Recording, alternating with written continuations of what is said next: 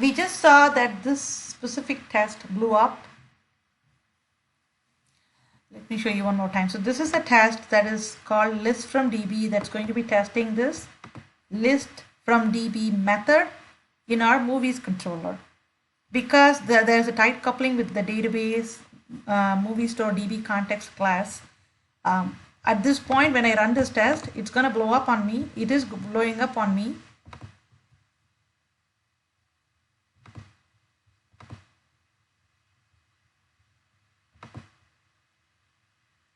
Asking for a connection string. It is asking for a connection string because it doesn't know how to connect to this database.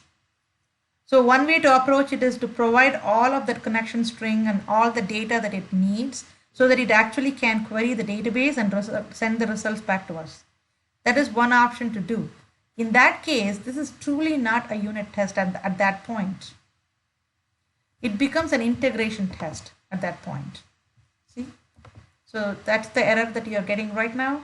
No connection string named can be found in the application config file. So it is not the right approach to provide the connection string here because that would make it as an integration test as opposed to a unit test. So we want to only test what happens within the controller. We don't care about what happens inside the DB context. Now you might be wondering, that's the only line in this controller. What's the point? What's the point of even writing a unit test if we are not going to care about this DB context? Well, not all action methods will be this simple, right? Like for example, the details method is a much more complicated method, but it's auto-generated, so there is that. But you could have a method that has a lot of logic going on apart from this database call. So it is important for you to understand. It is important to understand how to be able to handle this kind of tight coupling and how to isolate one class from another class. So there are a couple different methods for doing it. I'm going to show you the method that's a little easier. One method is for you to create like dummy version of this DB context class completely from the scratch. It's messy, it's ugly, it's time consuming. So instead of that, what we are going to do is we are going to be using a framework that does the work for us. So the framework is called as Moq, M-O-Q. So we are going to be including the framework. So how we do that is we go to our good old NuGet package and type MOQ. See, that's the package I'm talking about. It is a framework that helps to mock classes. It takes a little bit of learning curve to understand it, but once you get a hold of it, then it becomes really easy.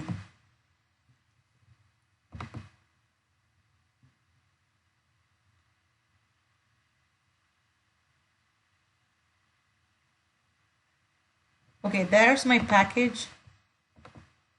So once you include that, what you do is in your test method, you say include using Moq. So that provides you access to all of the methods inside the Moq framework. So let's go back to our list from DB.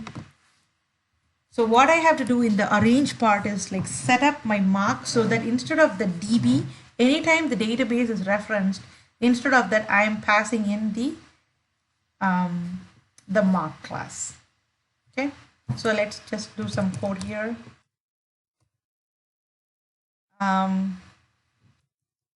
Before I add the code, let me tell you one more thing.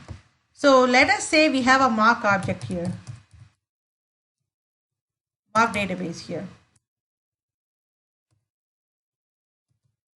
Let us say I create a Moq database using Moq. How am I going to pass it to this method or this controller?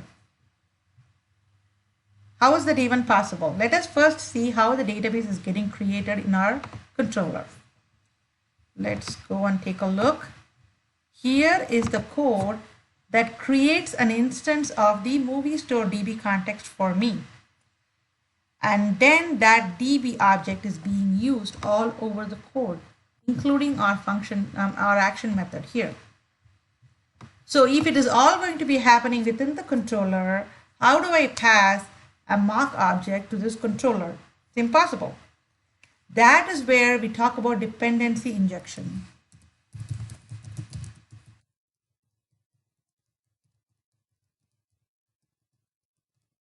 It's a big fancy name, but it's really simple if you think about it. So what we don't see here is, do we see a controller here in this, do we see a constructor here in this controller? No, it's an implied controller. It gets invoked when the dependency resolver is invoked inside MVC. For all the controllers, there is, for all the code, there is definitely, for every class, there is a dependency resolver that looks to see what kind of a constructor has to be invoked. In this specific controller, we have not defined any constructor. So the default constructor, which would be like a no parameter constructor, is being replaced. And then that is when this database is getting initialized. So because it is happening behind this scene, there is no transparency. For us to be able to create a transparency, we are going to add a controller. Controllers have the same name as the constructors have the same name as the class, right? So this is one constructor. So if you remember, we can overload constructors, second constructor, okay?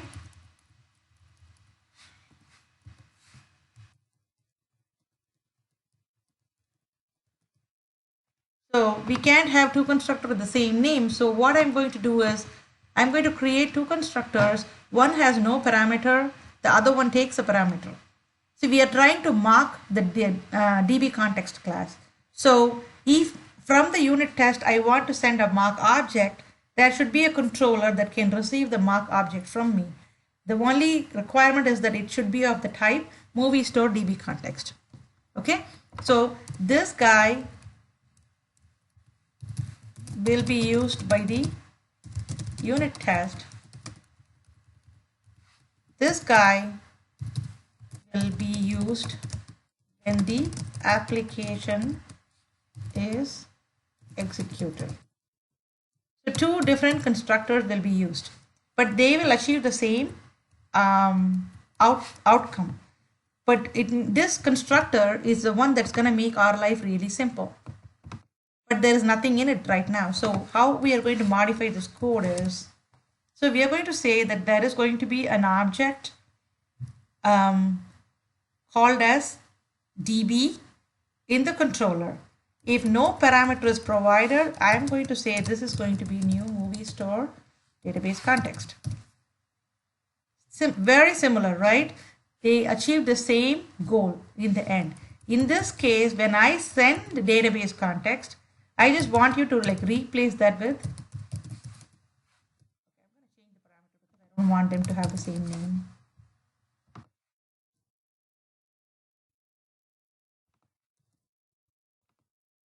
See, whatever I'm receiving, I'm replacing this DB context by this. That's all I'm doing. So this constructor and this kind of structure is what is called as dependency injection. We are injecting the dependency through the constructor as a parameter. That is all we are doing. It's a fancy name, but it's really simple. From the first day we started learning C#, this has been like part of the concept, like overloaded constructors taking parameters. We have like looked at all of this. It's just that when it comes to unit testing, this makes a huge difference in how your tests can be.